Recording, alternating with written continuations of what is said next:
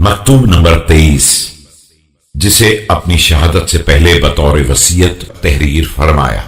بسم اللہ الرحمن الرحیم۔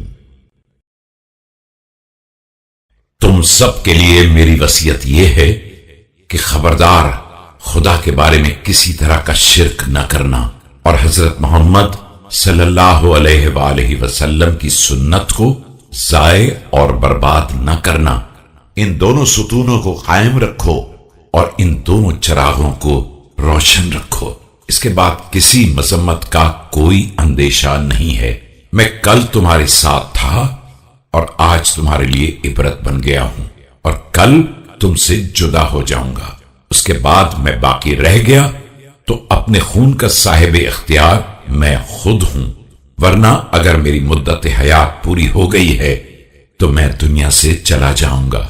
میں اگر معاف کر دوں تو یہ میرے لیے قربت الہی کا ذریعہ ہوگا، اور تمہارے حق میں بھی ایک نیکی ہوگی، لہذا تم بھی معاف کر دینا۔